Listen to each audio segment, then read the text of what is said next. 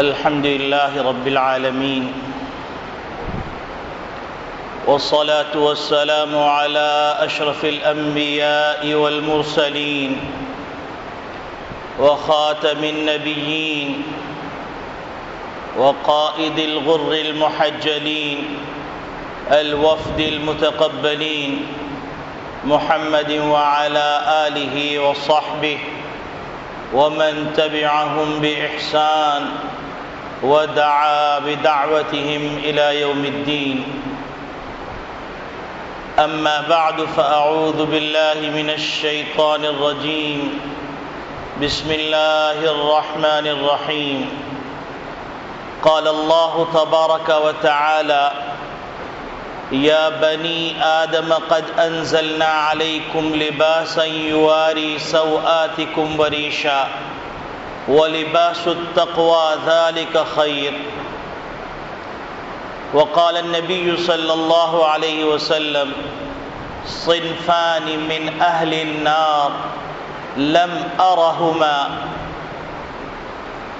قوم صباط كأذناب البقر يضربون بها الناس، ونساء كاسيات عاريات مميلات مائلات رؤوسهن كأسنمة البخت المائلة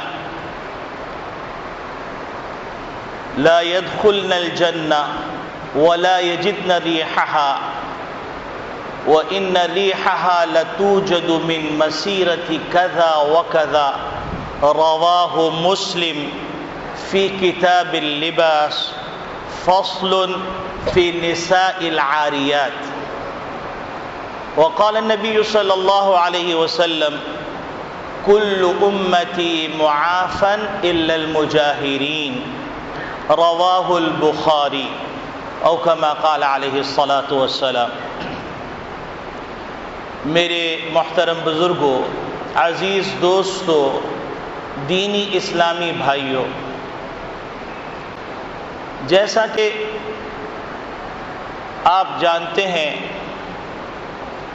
کہ ہر زمانے کا ایک فتنہ ہوتا ہے، اور اس فتنے کو سمجھنا اور اس فتنے کا قرآن اور حدیث کی روشنی میں حل تلاش کرنا ہر زمانے کے علماء کی ذمہ داری ہوتی ہے. موجودہ زمانے کے فتنے کے بارے میں یہ کہا جا سکتا ہے کہ یہ فتنے کا زمانہ نہیں، فتنوں کا زمانہ ہے. ہر قسم کا فتنہ. ان فتنوں میں ایک فتنہ نظریاتی فتنہ ہے، فکری ارتداد کا فتنہ ہے. نظریاتی طور پر امت مسلمہ کو بے دست و پا کر دینا ہے. نظریاتی طور پر امت مسلمہ کے دماغ میں یہ بات بٹھا دینی ہے کہ محمد ربی صلی اللہ علیہ وسلم ایک مخصوص زمانے، مخصوص طبقے، مخصوص نظریات کو لے کے تشریف لائے تھے. اب زمانہ بدل گیا. نبی کریم صلی اللہ علیہ وسلم کی تعلیمات ساری آکورڈ ہیں، موجودہ زمانے کا ساتھ نہیں دے سکتی. انسانی افکار کا ارتقاء بلندیوں کو چھو رہا ہے. انسان نے ترقی کر کے چاند کے اوپر اپنا نشیمن بنانا شروع کر دیا ہے. تو یہ قرآن یہ فرسودہ نظام کی دعوت دے رہا ہے، حدیث فرسودہ نظام کی طرف چلنے کی دعوت دے رہا ہے. موجودہ زمانے کے اندر یہ قرآن اور یہ حدیث رہنمائی نہیں کر سکتے. تو ضرورت اس بات کی پیش آئی کہ کم از کم امت مسلمہ کو، جس کو اپنے دین سے تعلق صرف اتنا ہی ہے جتنا ایک مردے کا تعلق اپنے جسم سے اس وقت تک رہتا ہے جب تک اس کے اوپر نزع کی کیفیت طاری ہوتی ہے، اور جیسے ہی اس کے حلقوم کا ڈورا گھسیٹا جاتا ہے اور روح کا جسم سے تعلق ختم ہو جاتا ہے، امت کا تعلق اپنے جسم کے ساتھ قرآن کے ساتھ، حدیث کے ساتھ اتنا ہی رہ گیا۔ اور بدقسمتی سے اب کوشش یہ کی جا رہی ہے کہ وہ اعمال جو اعمال سیئہ ہیں، معصیت والے اعمال ہیں، ان کی معصیت ہونے کو بھی مٹا دیا جائے، اور اس کے لیے نئی نئی تعبیرات کے لباس کو پہنایا جائے، نئے نئے قالب میں ڈھالا جائے، اور کوئی اگر جاگنا چاہے تو اس کو لوری دے کے سلا دیا جائے کہ یہ روشن خیالی کے خلاف ہے۔ تم کو جدید اسلام دیکھنا ہے تو آؤ ہم تم کو بتائیں گے جدید اسلام کیا ہے، روشن اسلام کیا ہے۔ یہ فنڈامنٹلسٹ لوگ، یہ ترقی کی راہ میں رکاوٹ لوگ جو قرآن کو نہیں سمجھتے، حدیث کو نہیں سمجھتے، یہ لمبی لمبی داڑھی والے ملا اور یہ لمبے لمبے جھبے پہننے والے ملا، یہ ٹاٹ پہ بیٹھ کے علم حاصل کرنے والے ملا، وہ اس موجودہ زمانے کی کشاکشی کو کیا سمجھیں گے، موجودہ زمانے کے بہتے ہوئے تیز دھارے کو کیا سمجھیں گے، ایٹم کو کنٹرول کر کے ایٹم بم وجود میں آ گیا، یہ قرآن اور حدیث پڑھنے والے جدید ٹیکنالوجی کو کیا سمجھیں گے۔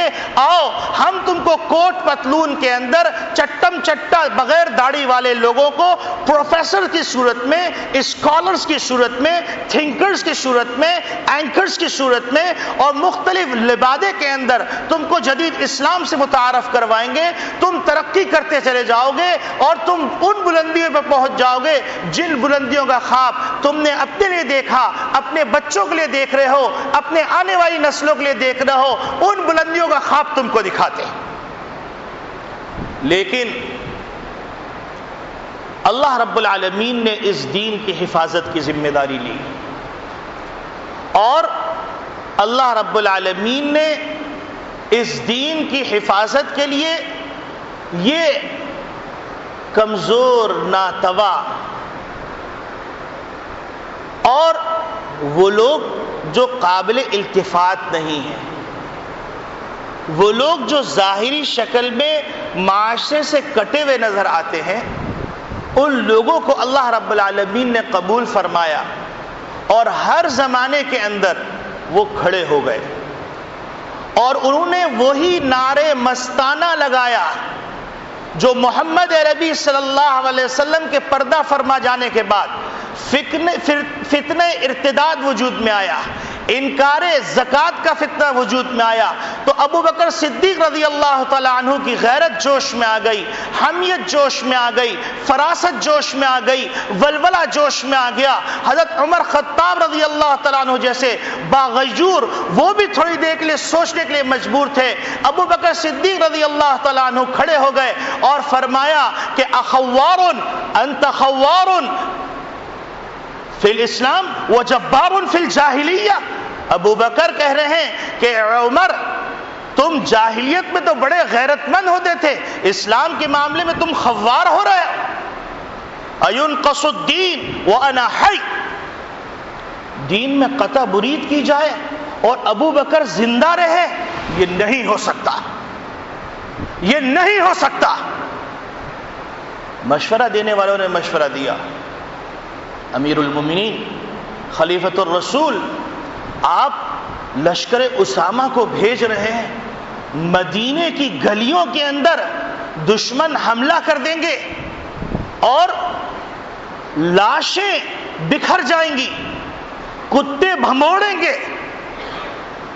تو ابو بکر صدیق رضی اللہ تعالی عنہ فراست ایمانی سے دیکھ رہے تھے، انہوں نے فرمایا ابو بکر کو یہ گوارا ہے کہ ابو بکر کی بوٹیاں ہو جائیں، لیکن محمد عربی صلی اللہ علیہ وسلم جس کام کی تشکیل کر کے گئے وہ کام ہو کر رہے گا۔ اور ابو بکر یہ فیصلہ سناتا ہے، اور صرف یہی نہیں بلکہ ابو بکر صدیق رضی اللہ تعالی عنہ حضرت اسامہ کو سوار فرماتے ہیں، نوجوان لڑکا، اور سارے خلفاء پیدل ان کے ساتھ جاتے ہیں، اور امیر المومنین حضرت اسامہ سے فرما رہے ہیں رضی اللہ تعالی عنہ کہ اسامہ، اگر آپ اجازت دیں ہفتے میں عمر کو اپنے پاس روک لوں تاکہ مشاورت ہو. جب یہ صورتحال پیش آئی تو اگر ہم جیسا کوئی مورخ ہوتا تو لکھتا کہ لشکر بھیجنا بہت بڑی غلطی تھا. منے دی کہ گلیوں کے اندر خون کی ندیاں بہہ رہی تھیں. یہ فنی اعتبار سے بہت بڑی مسٹیک کی ابو بکر نے، لیکن دنیا حیران رہ گئی. ادھر سے لشکر اسامہ نکلتا ہے، ادھر سے سارے عالم کے اندر دھاگ بیٹھ جاتی ہے کہ مدینے کا دربار ابھی بھی اتنی شان و شوکت کے ساتھ ہے کہ اس نے لشکر اسامہ کو بھیجا ہے دور دراز کے اندر فرقشی کو ختم کرنے کے لیے. کسی کے مائی کے لال کے اندر ہمت نہیں ہے کہ مدینے کے دربار کی طرف نگاہ اٹھا کے دیکھ سکے. یہ قدرت کے فیصلے. تو جو غیرت صدیقی ہے، جو غیرت فاروقی ہے، یہ چٹائی پہ بیٹھنے والے بچوں کی گٹی کے اندر پڑی ہوئی. یہ مر تو سکتے جھک نہیں سکتے. یہ گلا تو کٹوا سکتے ہیں، سودا نہیں کر سکتے. یہ دولت کو لات تو مار سکتے ہیں، لیکن قرآن کے اندر تحریف گوارا نہیں کر سکتے. یہ جسم پہ کوڑے تو کھا سکتے ہیں، سلاخوں میں بند ہو سکتے ہیں، لیکن قرآن کی اپنی مرضی کی تشریح برداشت نہیں کر سکتے. تو اس ضرورت کو محسوس کرتے ہوئے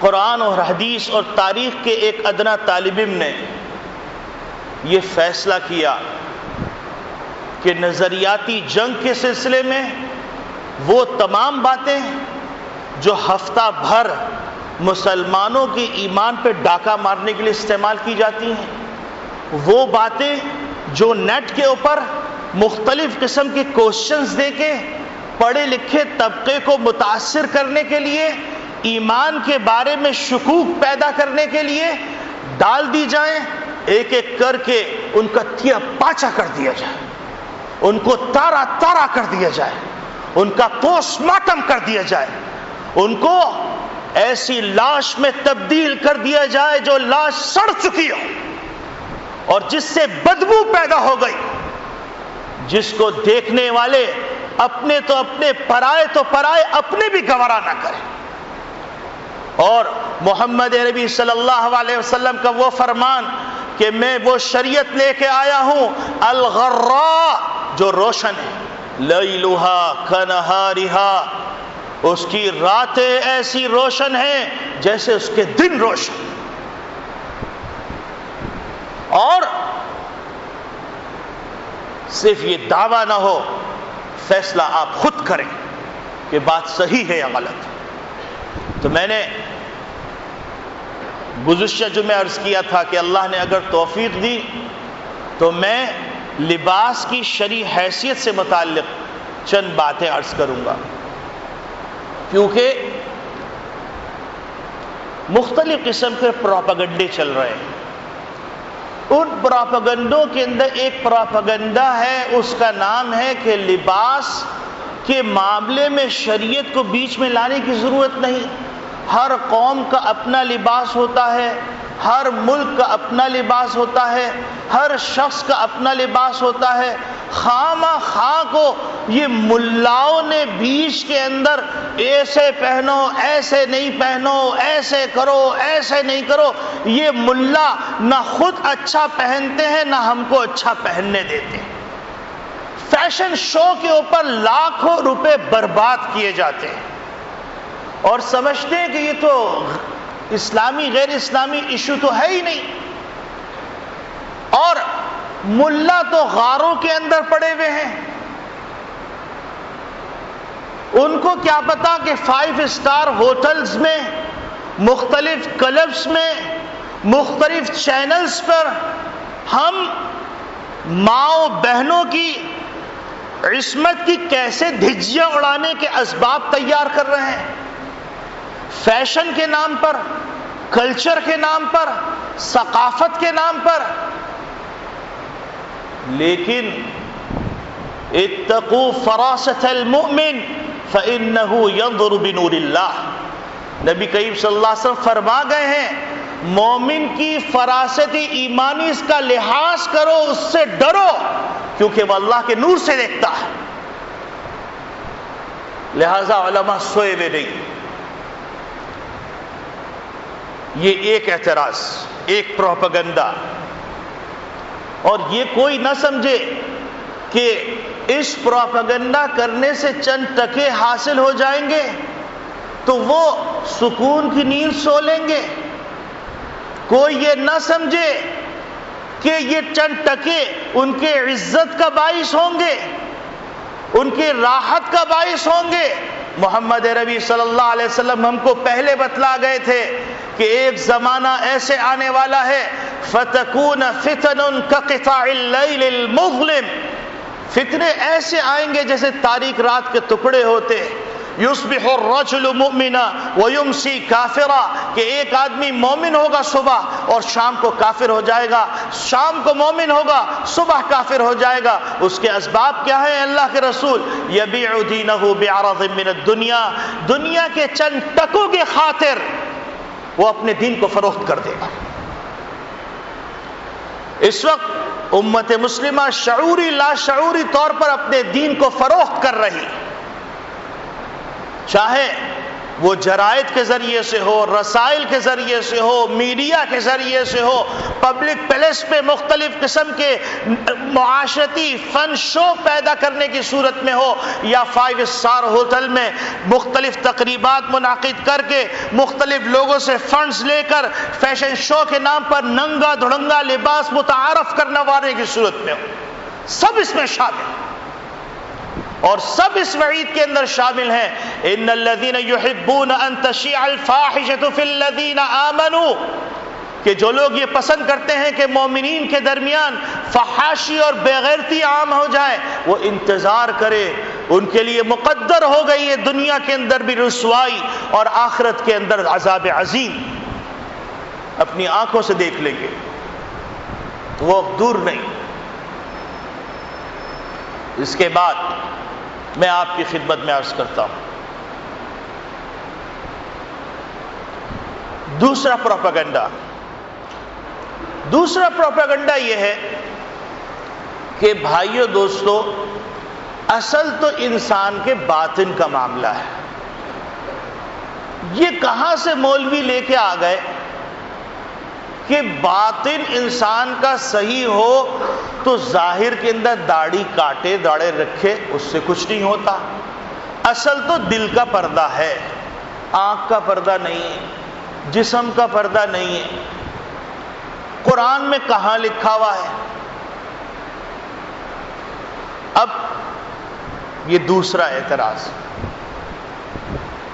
تیسرا اعتراض، گزشتہ جمعے ایک صاحب نے بتلایا کہ پورے نیٹ پہ ایک ویب سائٹ بنائی گئی ہے، انہوں نے 4 اعتراضات ذکر کیے، اس میں سے ایک اعتراض کو میں آج کوٹ کروں گا اور اگلے جمعے کا انشاءاللہ اس کو موضوع بناؤں گا. کہ آپ یہ کہتے ہیں کہ وحی کا سلسلہ وہاں شروع ہوتا ہے جہاں عقل کام کرنا چھوڑتی، تو معلوم یہ ہوا کہ وحی عقل کے خلاف ہے. تو یہ ایک اعتراض ہے، اس کو پورا موضوع بنا کر اگلے جمعے کو عرض کروں گا، کیونکہ آج دنیا کو دعوت دی جا رہی ہے کہ انسانی افکار کا ارتقاء اتنی بلندیوں پر پہنچ چکا ہے کہ اب وحی کی ضرورت نہیں رہی.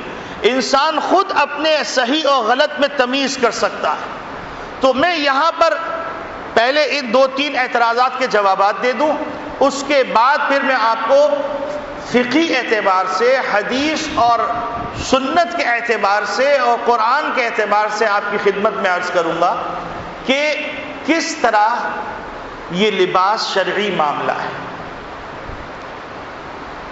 یہ اعتراض کہ ظاہر مطلوب نہیں ہے، باطن مطلوب ہے، تو اس کا جواب میں چند مثالوں سے دے کر آگے بڑھوں گا.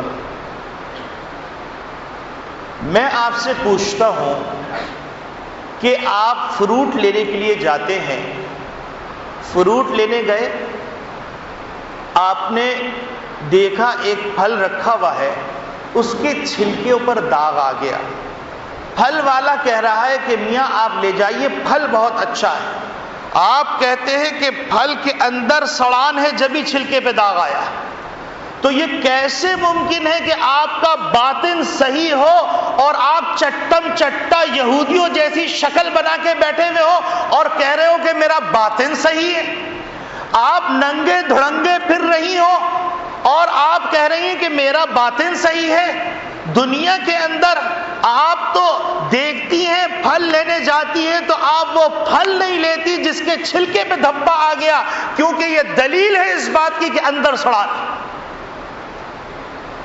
دوسری دلیل قرآن کریم میں اللہ رب العالمین ارشاد فرماتے ہیں وَذَرُوا ظَاهِرَ الْإِثْمِ وَبَاطِنَهُ، ظاہری گناہ کو بھی چھوڑ دو، باطنی گناہ کو بھی چھوڑ دو۔ معلوم یہ ہوا ظاہر بھی مطلوب ہے، باطن بھی مطلوب۔ تیسری دلیل، دنیا کے معاملے میں آپ یہ کہتے اور کہتی ہیں کہ ہم کو ظاہر بھی چاہیے، باطن بھی چاہیے۔ کیسے؟ مثال کے طور پر آپ نے ایک گھر تعمیر کیا، اس گھر کے اندر آپ نے پلر کھڑے کیے، آپ نے چھت لگا دی، دروازے کھڑکیاں لگا دی، گھر کا ظاہر حاصل ہو گیا۔ آپ تشریف لے جائیے، اس گھر میں رہیے۔ تو آپ کہتے اور کہتی ہیں کہ نہیں، گھر میں پلاسٹر ہو، گھر میں ٹائل لگی ہوئی ہو، گھر میں فور سیلنگ ہو، گھر کے اندر پنکھا ہو، گھر کے اندر فلاں پینٹ ہو، پردے ہوں، بیڈ روم ایسا سیٹ کیا جائے، ٹوائلٹ ایسا سیٹ کیا جائے، حمام ایسا سیٹ کیا جائے، باورچی خانہ امریکن ہو۔ تو معلوم یہ ہوا کہ دنیا کے معاملے میں تو آپ یہ چاہتی ہیں اور چاہتے ہیں کہ ہم کو ظاہر بھی ملے، باطن بھی ملے۔ تو اللہ اور اللہ کا دین کیا اس لائق ہے کہ آپ اس کے ظاہر کو چھوڑ دیں اور باطن پہ اکتفا کر لیں؟ دوسری مثال، ایک گاڑی ہے، چیسس، اس کے اوپر انجن رکھا، انجن رکھنے کے بعد آپ نے اسٹیئرنگ لگایا، اور اسٹیئرنگ لگانے کے بعد آپ نے لکڑی کی ایک کرسی ٹھوک دی، گاڑی حاضر خدمت ہے، کیونکہ اس پہ بیٹھ کے آپ اپنے گھر جا سکتی ہیں۔ لیکن آپ کہتے ہیں نہیں، مجھے شیورلیٹ چاہیے، مجھے فراری چاہیے، مجھے لینڈ کروزر چاہیے۔ کیوں بھائی؟ آپ تو باطن کی قائل ہیں، باطن حاصل ہو گیا، چیسس بھی ہے، ٹائر بھی ہے، بریک بھی ہے اور اسٹیئرنگ بھی ہے، جائیے تشریف لے جائیے۔ نہیں نہیں نہیں نہیں بھائی، مجھے دنیا کے معاملے میں ظاہر بھی چاہیے اور باطن بھی چاہیے۔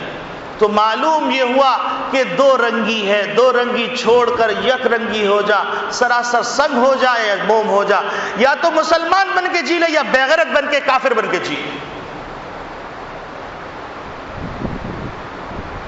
یہ تو ظاہر اور باطن کا فارمولہ ٹوٹ گیا۔ لہذا اب جتنے لوگ باطن کے رٹ لگا رہے ہیں وہ اپنی زبانوں کو سیلیں اور اپنے دماغوں کو صحیح کر لیں، مسلمانوں کو گمراہ نہ کریں۔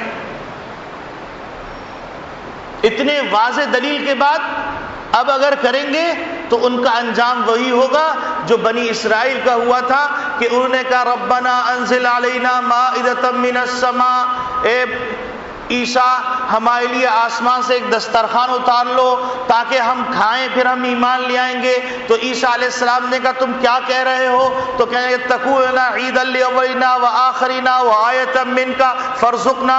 اب مطالبہ ہو رہا ہے تو اللہ نے کہا کہ ٹھیک ہے، واضح دلیل آ جانے کے بعد انکار کرو گے تمہیں بندر اور خنزیر بنا دیں گے اور نشان عبرت بنا دیں گے۔ قرآن کہہ رہا ہے، کوئی مولوی نہیں کہہ رہا، نوٹ رکھیے گا ان باتوں۔ نمبر 2 بات، عام طور پر یہ کہا جاتا ہے کہ اسلام نے لباس کے سلسلے میں کوئی ہدایات نہیں دی۔